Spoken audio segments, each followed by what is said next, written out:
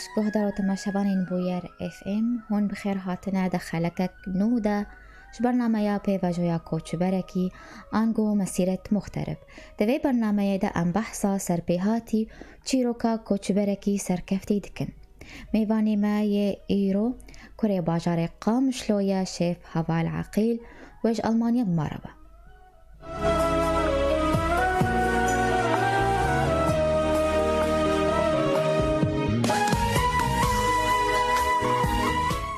دماتا خوش ببرز هوال تو بخير هاتيا برنامه ياما سلاف ودم باش قالك سباس از بيبي من باش بن روشاولات باش به سباس برز هوال أذا بيشسو دصال هون كوتش برن دوري باجاري خاقام شلونه أتخوزن هنكي بكورتا سيت بحصا خبك برز هوال تشتيتين بيراتا دسبيك سباسيك جرم جبوغو أفدر فتكيها سر ورشانا وأمادة بن زندي وجبو ميبانين نانجهدارين بوير امشي لابوريس وسباسيك جبو أو هالبجارتنا موزيكا دسبيك يجي قلك جوان بوغو من برنامج أمادة بكرة من يحردو موزيك هالبجارتنا جبر دلو دوغان هفالك وهنرمندك كلك يا عزيز ودنجي بروخش وشخو ما مستقوانجي كيف عم قالك يجردي سباسيك جبوه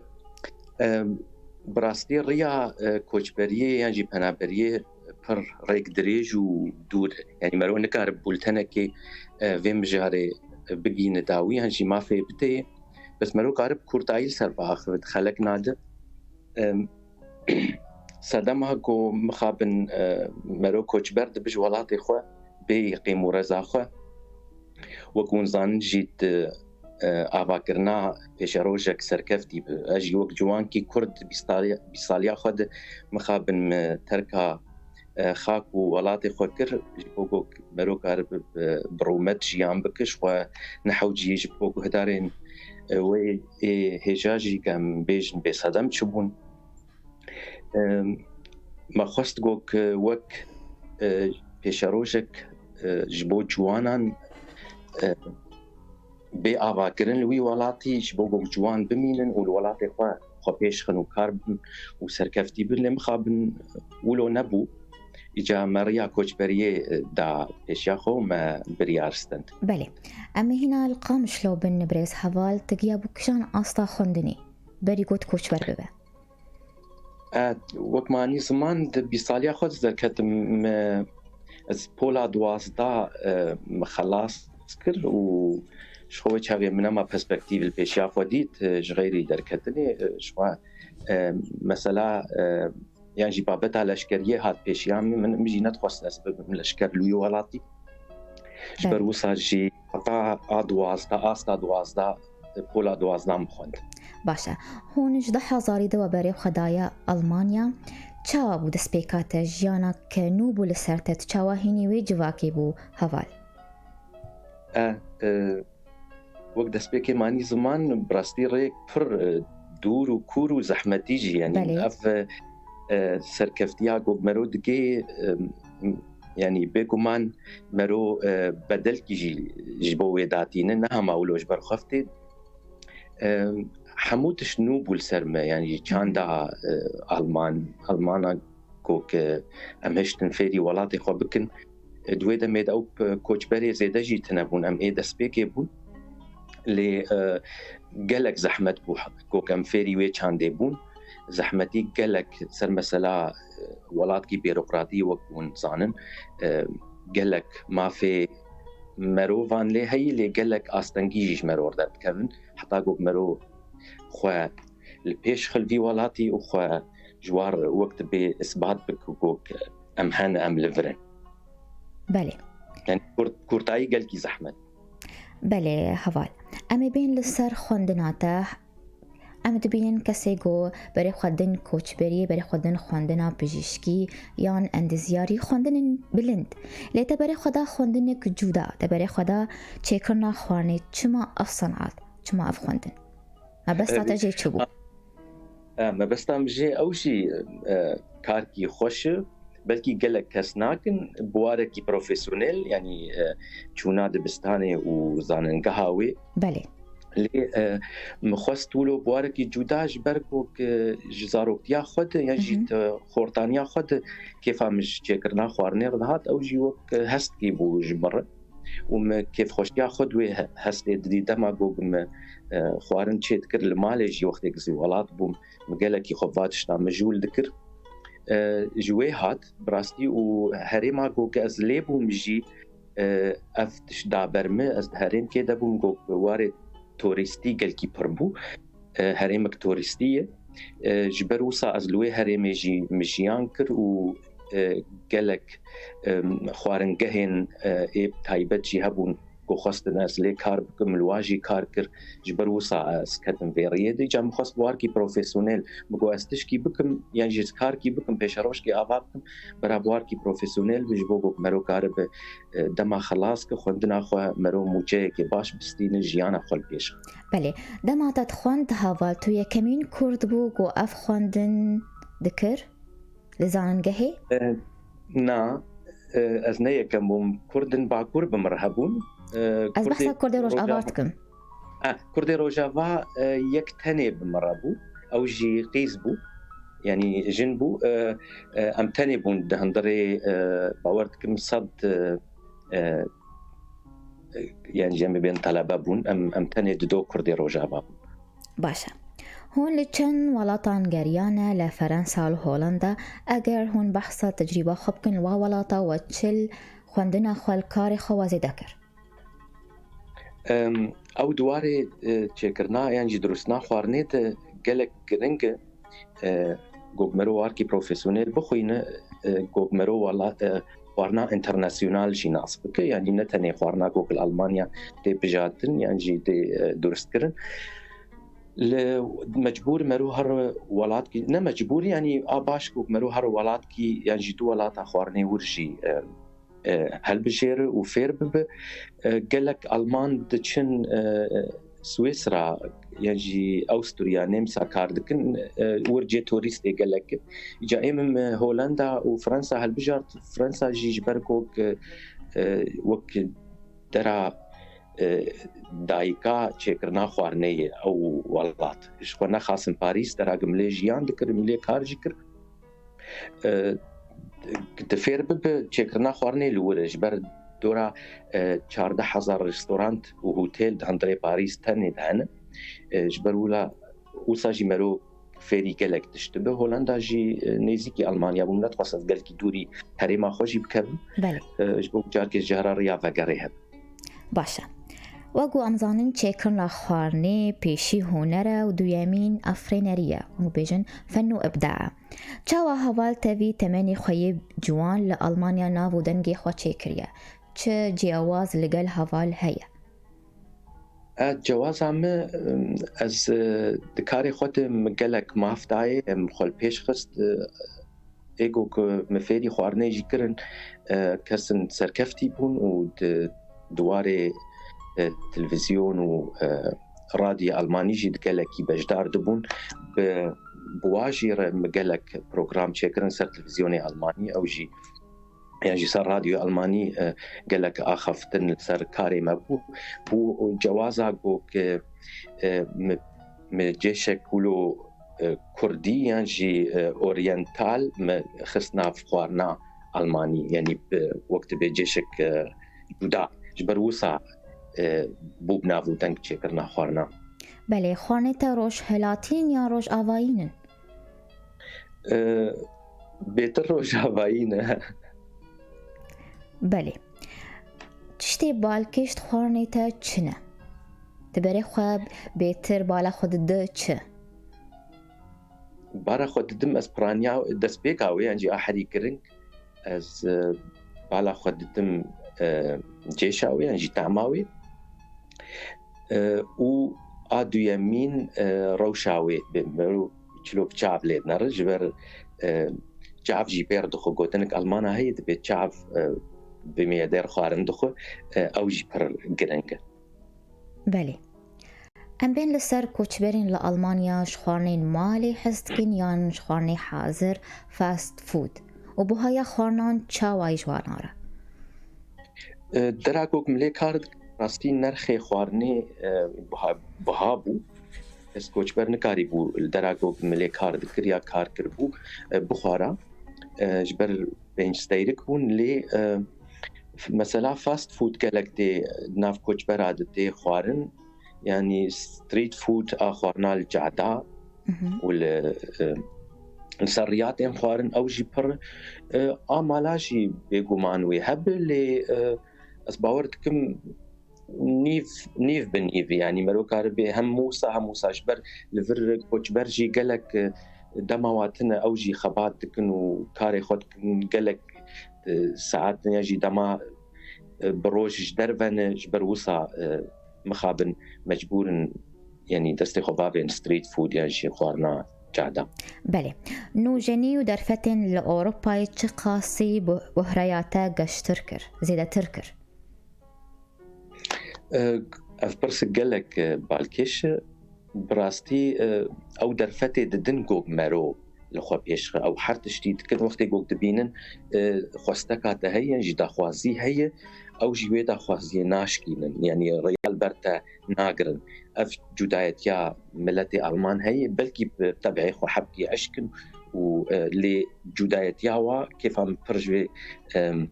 hesta warha dikok bînin yek dixwaze xwe pêşxe wî hildidin û ser niga datînin û wî bin jor jî yani wê alîkariyê dikin. بله هەواڵ بنەریناتە ئەف چێکردنا خواردنی باوەڕنامە پسپۆری ژە لازمە یان خبرەت و تەجریبە هەردوو ez bawer dikim herdû jî lazim e yani divê xwestek jî hebe û divê mero ew huner jî di nava mero de hebe ew hest hebe ku mero karê xwe serkeftî û berdewam bikin. بله هەواڵ ئەمێ ناوبەرێکی کورت بستین و بەگەرن پرسەی خوا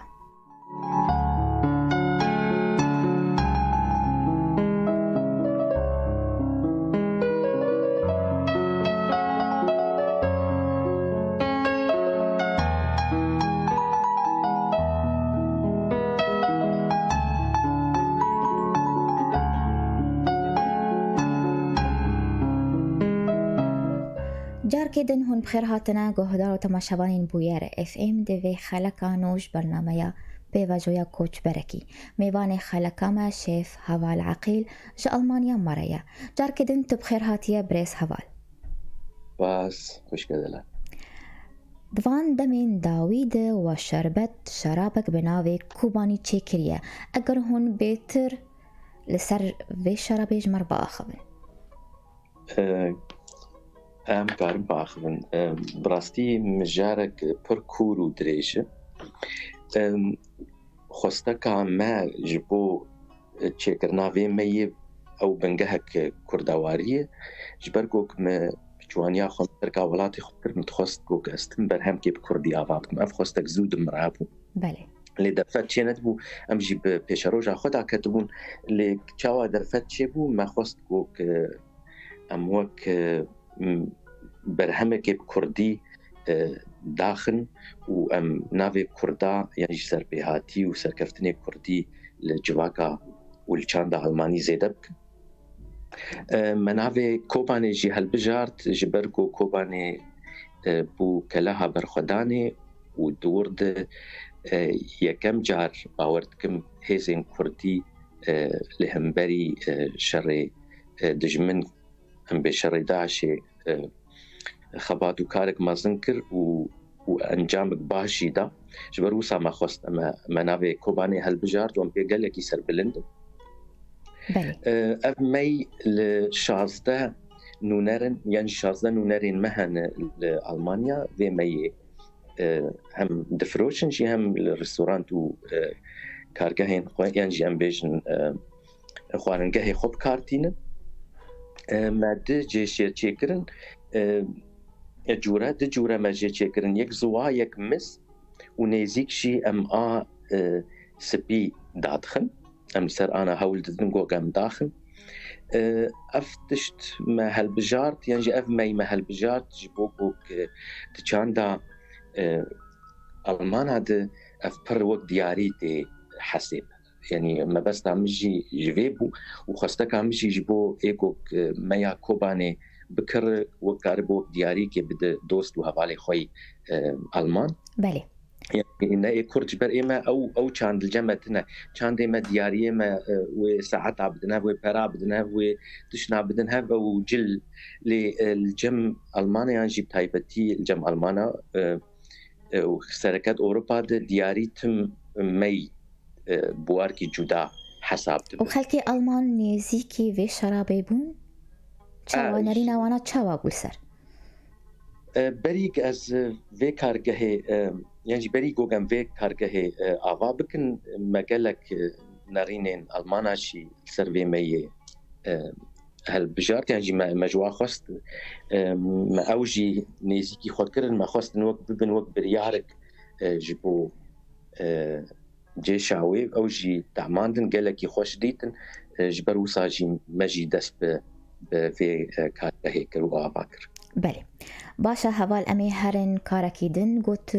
پیکتینه تو وقت چالکوانه کی ده پارتیا یکیتیا آلمانی دخبته اگر تو بحثا خباتا خواه بکه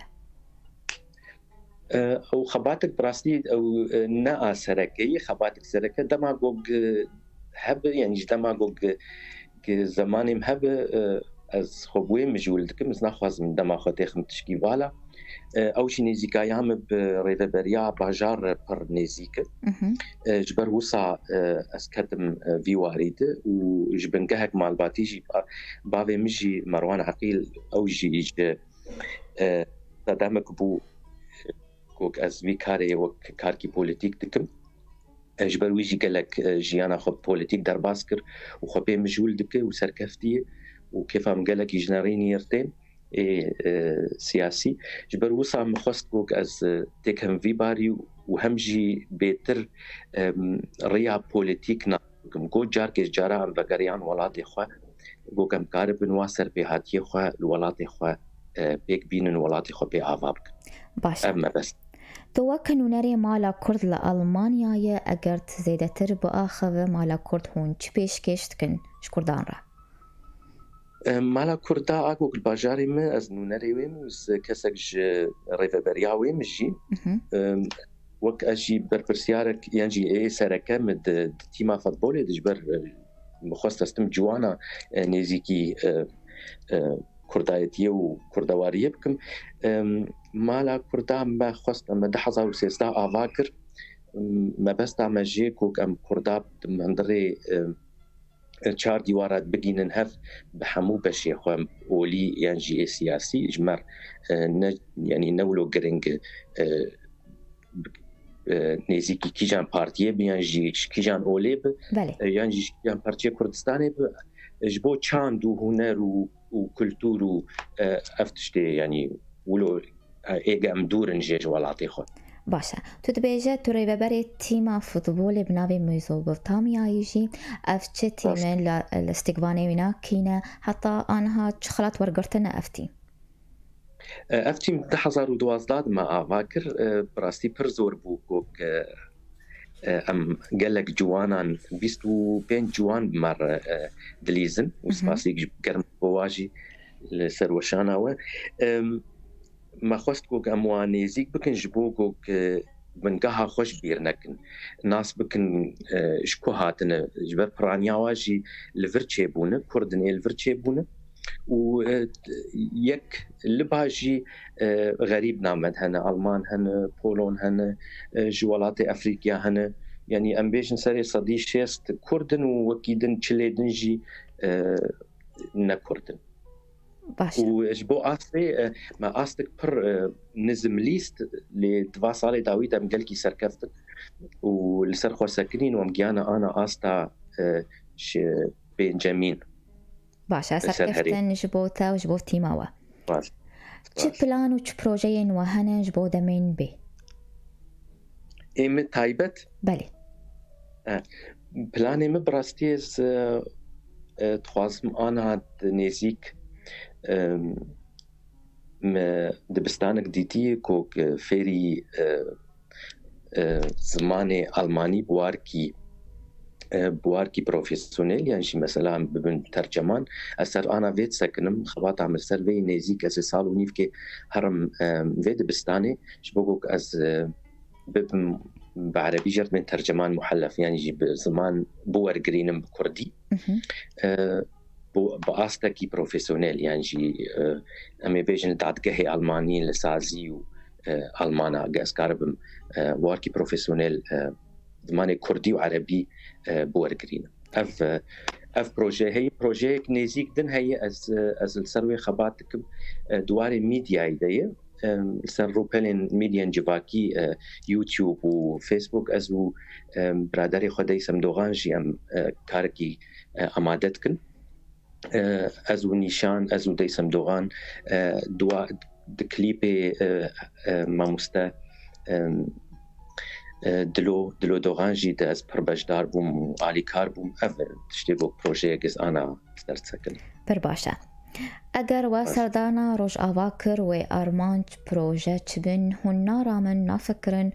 گو خارنگه کل باجار خوا قامش لو وکن یان خورتین جوانی روجاوای کردستانی ونوانا پرورده بکن و فیری چی کرنا خوارنی بکن برسك برخوش بري شحط صالة أفقستك للجمع هبو متقوت قروشا روجافا بآلية باشبوني دو آراميد هر أف آية كمينكو أسبكم وصالة بيجي سرداني روجافاتكم بروجي يعني بلاني مهنة أسبيم مخابن الجفر نكارم أنا بيجم بتشكيولو كأسكاربم بكم ليقو كأس روجافام من جي خداني أسكارم کارگاه کی وکم یعنی جی خوارنگاه کی وکم لدوی از السربم وفجی پرزوره تشتیکو کس آن هدکم پروژه مو مالباتی هی ام خواسته کامه گو کم داره تری روجاوا بچینن سر عرض خو گو کم کاربن میه کی بتری خو بکوالیتیتا روجاوا برهم بکن اف پروژه کد الولات هي سريمت باشا قالوا روجك هيا أم ببهيسن نافي هوا العقيل وكشيفك جيهاني خدي براندك نافدار أمجي سر بي خباتت كن هي يا مجي بر دوي وك خاون كي هبقو مالو سر كاربك ازولو قالكي كور يعني ازولكي قالكي بلند نافكرم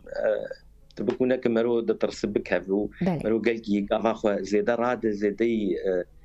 خو بلكي مرو بكافج برولو از نولو باستك قالكي بلند البي مثلا نرم از دبي سركفتي برا سركفتي بروفيسيونيل لان افوك مثلا جيهاني سر استا اوروبا براستي يقينت كر يعني باور نذكر جوك اف مي رولا خبستين للولايات السويدي لهولندا لبلجيكا لسويسرا لنمسا قالك خوستك انا سرتشيد ب وام السر في وشانا وشي ام دبيجن كسن لوا ولا هبن بخازن ببن نوري ما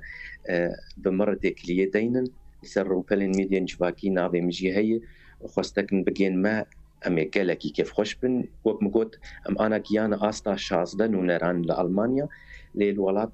جيهاني براستيل متخصص لهولير والروجافاها باللي مقالك بيروين أمي بيجن إيجوك باركرني أسبوار آخفي قالك زورك مرو بقين ولات جبرولو حبكي أصلا جيدر كتن لدواري أوروبا قالكي بسر كتان أزولو دبينم دويدا مانيزيكت باشا شیرت واج بو جوانین کرد ین بری خدانه کوچبریه چیه؟ تو چی شیرت الوان دکه؟ شیرت آگو اسکارب ملو جوانان بکم راسی نحوجی شیرتان خورد لور از دبینم گلک پرانیا و سرکفتین تکلیم بخورتار گلکن زانن بیچتکن نخاسم کردی می روجاوا نه شیرتان زانن خوندن زانن بیچتکن لیدی ساجی است بیجم کو کار کی بکم براب کار کی پروفیسیونل به براب خونده به جبو کار بن خپیش خن و جار کش جارا ولاتی خوجی پشکرتی بکن پیام حوال و گوتنک ام پی خلقا خوب داوی بکن پیام ام جبو ملت کرد است خوازم کو یکتی و افنا کوکی تناب مت راب بواركي أمي بيجن بكردستاني بفر خبات وكار بكن أف خوستك عمو بياما من السر وشانه قالك سپاس بوتا بريز هوال قويروت بو ميواني ما سركفتن جبوتا وجبو كاريتا وجانك خوش بوتا قالك سپاس دم باش ام به ویرانگی هاتن داویا خلکا خوام به هیوینن و دمک خوش مردار باز کرن سپاسیا میوانی خود کم شیف حوال عقیل گوش آلمانیا ماربو سپاسیا حوالی خود کم لسر کنترل و شانا زندی شیزر و شیرین حتی جارگدن چارشمگدن بمین کیف و خوشی